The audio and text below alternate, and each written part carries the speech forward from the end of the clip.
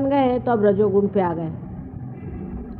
जब हम रजोगुण पे आ गए हैं तो मकाने बनाने हैं, बड़े बड़े महल खड़े करने हैं, कारखाने खोलने हैं, देश में बहुत सा प्लास्टिक लाना चाहिए। अभी थाली में खाना खा रहे हैं, फिर प्लास्टिक में खाएंगे, बाद में पेपर में खाएंगे। डेवलपमेंट हम लोग जो कर रहे हैं अपना,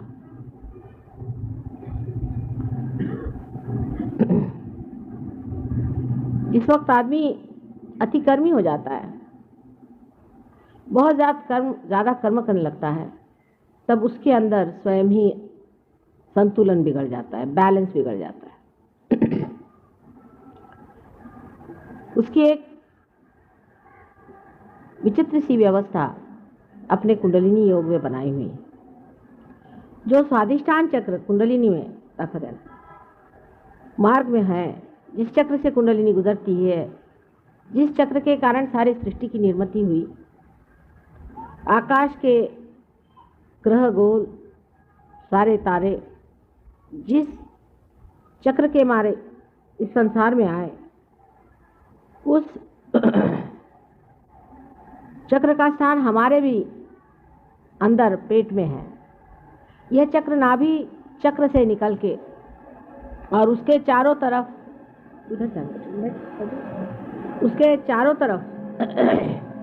हर एक एंगल में चलता है, आगे पीछे भी हो सकता है। जैसे कमल की डेट होती है उस तरह वो लचीला होता है। उसके ऊपर, उस चक्र के ऊपर श्री ब्रह्मदेव का स्थान है और उनकी पत्नी, या उनकी पत्नी तो नहीं कहना चाहिए क्योंकि वो कुमारिका ही रहती है हमेशा, उनकी सहचरी जो है वो सरस्वती है, या कहना चाहिए उनकी शक्ति जो है वो सरस्वती है।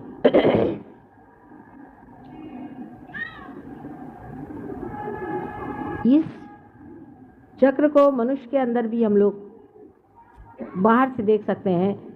इसे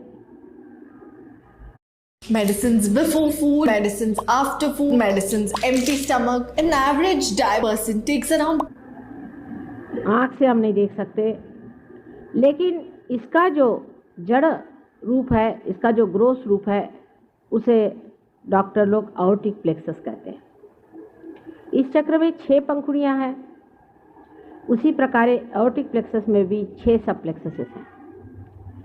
लेकिन डॉक्टर लोग इस बात को नहीं मानेंगे जब मैं कहूँगी कि इस चक्र का मुख्य कार्य ये होता है कि पेट में जो मेद है, जो फैट है, उसको मेंदु माने अपने मग्स जिसे कहते हैं, या जिसे आप ब्रेन कहते हैं, उस ब्रेन के सेल्स का रिप्लेसमेंट करना। यहाँ का जो मेद है, जो फैट है, उसको इवॉल्व करके, उसकी उत्क्रांति करके, उसको इस योग्य कराना कि वो अपने ब्रेन का सेल बन जाए। जब हम बहुत विचार करते हैं, जब हम बहुत प्लानिंग करते हैं, जब हम बहुत सोचते हैं, जब हम रजोगुण को इस्तेमाल करते हैं, तब ये कार्य बहुत वेग से होता है, उसमें गति आ जाती है। हर समय हम लोग सोचते ही रहते हैं, फिर हमारा सोचना भी नहीं बंद हो सकता। पूरी समय हम विचारों के चक्कर में उलझ जाते हैं, 1 मिनट भी हम अपने विचार को रोक नहीं पाते। हजारों तरह के विचार हम एक के ऊपर एक लाते जाते हैं और प्लानिंग में लगे रहते हैं।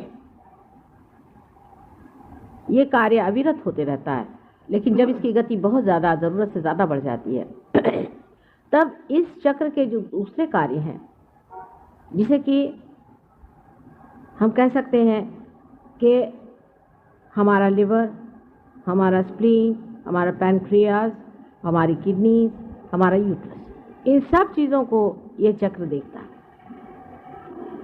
तो उसमें कमी आ जाती है और कभी कभी रुकावट सी आ जाती है, क्योंकि एक ही कार्य में फिर संलग्न हो जाता है। इसीलिए जो लोग दिमागी खर्च बहुत करते हैं, दिमाग का काम ज़्यादा करते हैं, उन्हीं को डायबिटीज़ की बीमारी होती है, उन्हीं को हार्ट अटैक आता है, क्योंकि राइट साइड बहुत चलाने से लेफ्ट हैंड जो है वो उसको, लेफ्ट साइड जो है उसको बैलेंस देने की कोशिश करती है। बहुत आदमी जब काम करता है तो आश्चर्य की बात है कि अगर आप शारीरिक श्रम कर रहे हैं, फिजिकल लेबर कर रहे हैं, तो आपका हार्ट तो नहीं पकड़ना चाहिए, क्योंकि हार्ट तो इमोशनल चीज़ है, हार्ट तो इमोशन से चलता है। लेकिन बैलेंस के लिए हार्ट अटैक आ जाता है और आपका शरीर आपको इशारा देता है कि अब देखो बेटे ज़रा काम धीरे करो, फिर बिस्तर पे लेट जाता है। इसी इम्बैलेंस के कारण हार्ट से इशारा आता है और इसी इम्बैलेंस के कारण डायबिटीज़ की बीमारी होती है क्योंकि आपका जो पैनक्रियाज है उसका वर्किंग ख़त्म हो जाता है, किडनी का वर्किंग ख़त्म हो जाता है, इसकी वजह से किडनी ट्रबल्स हो जाते हैं। यूट्रस में इतनी परेशानी हो जाती है कि ऐसे औरतों को बच्चे नहीं हो सकते, बांझ हो जाते हैं। ये सारे इम्बैलेंस के कारण आता है और मेडिकल साइंस में इम्बैलेंस की कोई भी बातचीत नहीं है। हम लोगों ने डायबिटीज़ बिल्कुल 1000 गुना ठीक किया है सहयोग में।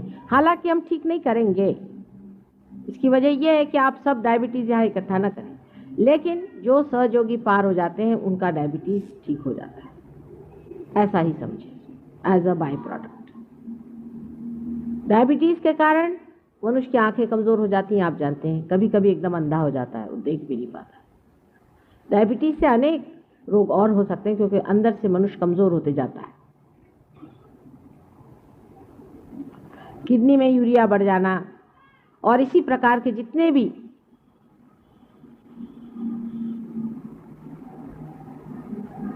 लेफ्ट साइड की बीमारियां हैं वो राइट साइड के अतिक्रम से होती है।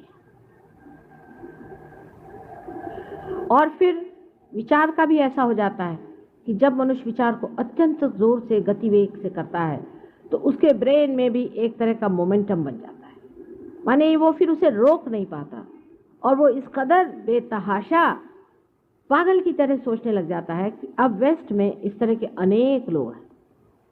इसीलिए जहाँ पर कि रजोगुण अतिशय पे पहुँच गया, जहाँ रजोगुण बिल्कुल उसके अंतिम एक्सट्रीम पे पहुँच गया, वहाँ पर लोग अब ड्रग्स लेने लग गए। वैसे भी रजोगुणी शराब पीते हैं अधिकतर। रजोगुणी इसलिए शराब पीते हैं क्योंकि उनको लगता है इससे कुछ बैलेंस आता है, एस्केप है। मस्तिष्क की जो अत्यंत क्रिया होती है उससे बचने के लिए, उसे एस्केप करने के लिए लोग शराब पीते हैं, पर इसका वो इलाज नहीं, फिर आप तमोगुण में आ गए। और जितने अति से आप दूसरी अति पे पहुंच जाइए तो फिर उतनी ही अति से आप फिर उसी अति पर पेंडुलम के जैसे दौड़ते रहिए। एक अतिशयता अगर आपने ले ली तो आप दूसरे अतिशयता पे पहुंचते हैं।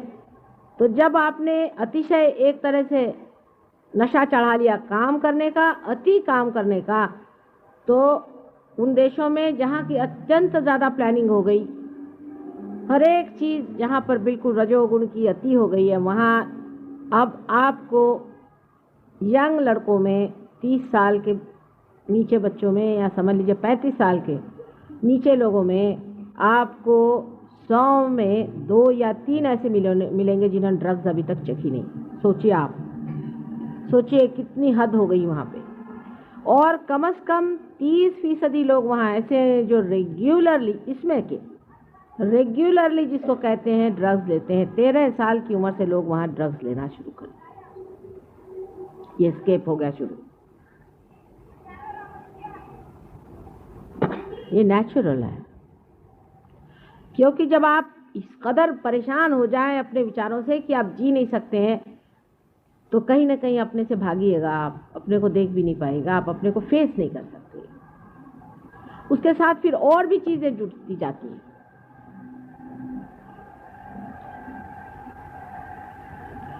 उसके बाद जो सेक्स वगैरह की बातें हैं वो भी उसी का बैलेंस है। किसी भी अतिशयता पे जाने पर दूसरी अतिशयता जीवित हो जाती है और वो इतनी बुरी तरह से आपको खींचती है कि फिर वो उधर की अतिशयता फिर आपको दूसरी साइड में फेंकते रहती है।